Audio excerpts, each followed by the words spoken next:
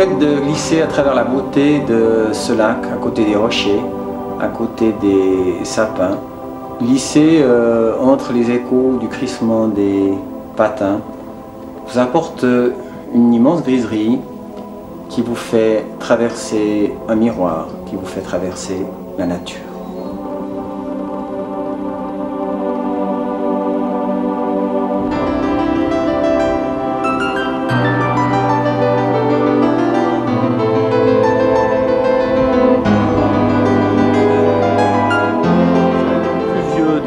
Des sports d'hiver, des sports de glace, puisqu'il a été... Les premiers voiliers sur glace datent du XVIIe siècle en Hollande. C'est les Hollandais au XVIIe siècle qui les premiers ont construit des bateaux. Ils s'en servaient pour se déplacer sur les canaux l'hiver, parce que c'était plus facile qu'avec des chariots. Et puis les Hollandais qui sont partis aux États-Unis ont amené ces premiers bateaux sur glace sur les grands lacs, qui étaient beaucoup plus froids que maintenant et qui gelaient beaucoup plus facilement. Et les voiliers sur glace ont été utilisés au XVIIe et au XVIIIe siècle, jusqu'à la fin du XVIIIe siècle, aux États-Unis, pour transporter les personnes. Ce glisseur est arrivé à la vallée après la guerre de 40-45.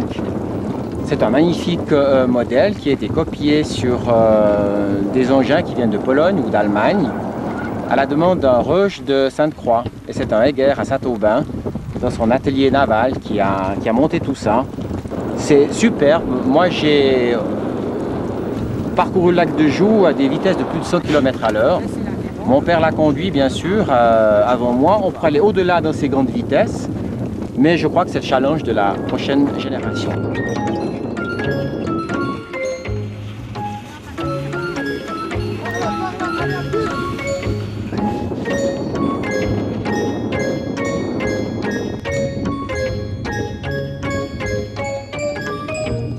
Et puis ma passion s'est développée peu à peu parce que finalement la dimension de ce lac de Joux, quand on traverse à des hautes vitesses avec une grande voile, il y a des moments qui sont absolument fabuleux. Et puis petit à petit, des Neuchâtelois sont arrivés avec des petits engins qui s'appellent des DN de compétition et tournaient autour de mon voilier comme des abeilles. Et puis là, quand j'ai vu ça, je me suis dit, ben écoute, il faut faire pareil. Alors je me suis offert très rapidement un DN qui était construit par Lehmann au Camp. Et j'ai passé des moments merveilleux sur ce lac de Joux, à le parcourir dans tous les sens, dans toutes les couleurs, si tu veux, dans toutes les vitesses possibles. La grosse question, c'est toujours savoir ce qu'ils ont comme patin.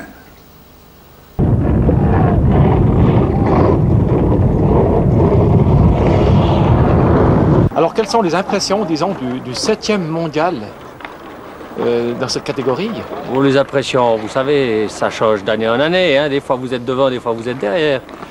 L'impression, surtout, c'est de régater avec plein de copains au milieu d'une grande flotte et puis d'avoir du plaisir. Le DN, c'est un voilier sur glace qui a été conçu en 1939, avant la guerre, par un concours de personnes qui lisaient le journal, le Détroit News, donc le journal de Détroit.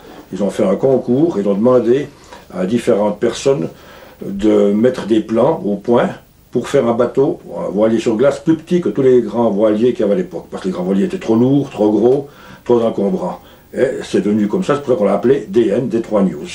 C'est devenu, après un certain nombre d'années et après la guerre, la série la plus développée au monde maintenant. Parce qu'il est petit, léger, si on le construit soi-même, bon marché.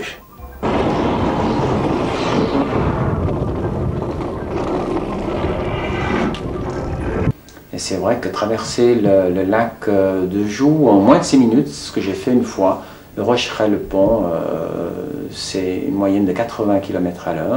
C'est absolument grandiose, il semble qu'on est pratiquement dans un planeur, voilà. Ça, ce sont les impressions du DN. Maintenant, nouvelle génération, bien sûr, les Neuchâtelois ont ramené aussi un autre modèle qui vient des États-Unis, qui s'appelle le Knight. Le Knight, c'est un engin un peu plus lourd, plus grand, et qui atteint aussi des vitesses absolument fabuleuses. On ne sait plus si c'est 150, 160, peut-être 180. On sait que le record du monde est 230 km/h. Moi, je ne recherche pas la vitesse, je recherche une forme de griserie. Je recherche à travers ça simplement des impressions d'enfance, finalement, ce que les gens faisaient sur ce lac, les patineurs, Et puis une voile là au milieu, c'est absolument exceptionnel, c'est presque de la poésie.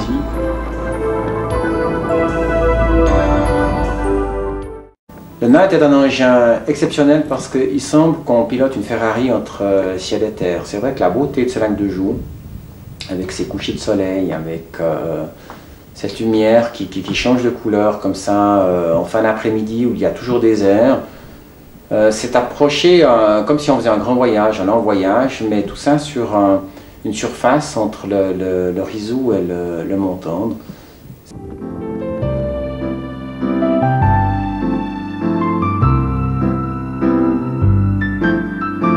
Toujours l'imagination de l'homme l'entraîne dans toutes sortes d'aventures. En 1929 et 1937, des passionnés de mécanique comme Vallon, Audemars ou Raymond construisent un glisseur à moteur. C'est une drôle de machine qui tient plus du merveilleux que de fiabilité. Il a eu à cœur de reconstituer un petit musée de toutes ces vieilles pièces qui avaient de reconstituer tous les métiers de la vallée de Joux. Ils sont fort nombreux. De ce fait, pour récupérer des pièces, certaines familles ne voulaient pas se débarrasser, ne voulaient pas les vendre. Ça arrivait parfois qu'ils étaient un petit peu à la limite de leur jeu. Les reliques de ce vieux glisseur ont été retrouvées récemment. Aux États-Unis, ces vieux glisseurs sont jalousement entretenus de père en fils et on peut les admirer lors de merveilleuses régates.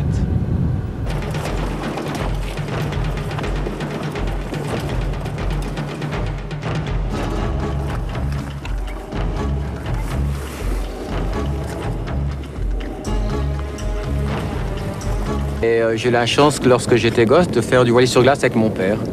Nous sommes parmi les premiers de cette époque à avoir fait de la voile sur glace. J'étais très longtemps tout seul. Et j'ai eu la chance de retrouver cet engin qui date de 1900. Et on vient de le retaper finalement. C'est presque un baptême aujourd'hui. Ces plans-là viennent des pays de l'Est, hein, Riga, peut-être Tallinn, Estonie, Lettonie, je ne sais pas exactement. Il s'appelle, je crois, Absalair, la dénomination. C'était ce qu'on faisait dans les années 1900. Ensuite, le Grand Hôtel est venu. Il était construit dans les années 1905 ou 1900, au début du siècle passé. Et ils ont amené ce bateau pour les touristes, finalement, locaux. Je pense que c'est le deuxième qui était conçu de cette manière. Puis je l'ai retrouvé dans un hangar. Il périclitait dans un hangar. Il était un peu perdu, plein de poussière. Et avec les pièces principales. Et puis je l'ai reconstruit un petit peu comme ça. Donc ça, cette pièce-là date d'environ 1900.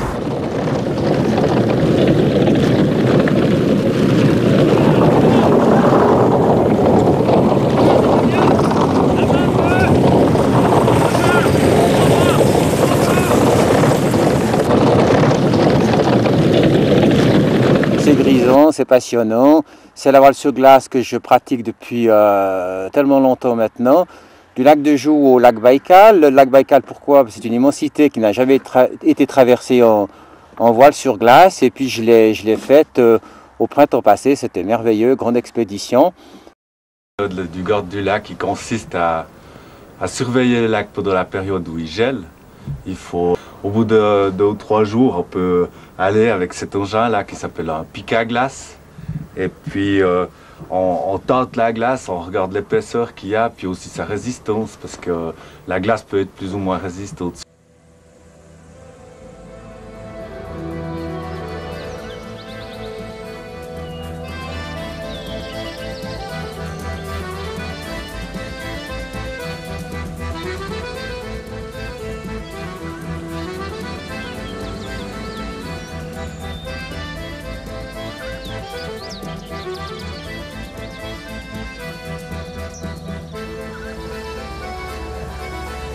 Prochainement, je retourne bientôt en Chine. Je suis invité par le gouvernement chinois pour traverser le lac Hulun.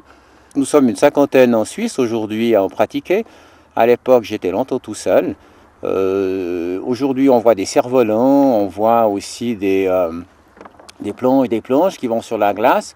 Je crois qu'il y en a seulement 3 en Suisse actuellement. Mais les cerfs-volants ont beaucoup d'avenir. On peut faire de la planche, on peut faire du patin. Pourquoi pas encore un peu plus de monde sur ce lac de Joux, qui en hiver, c'est vraiment un endroit merveilleux.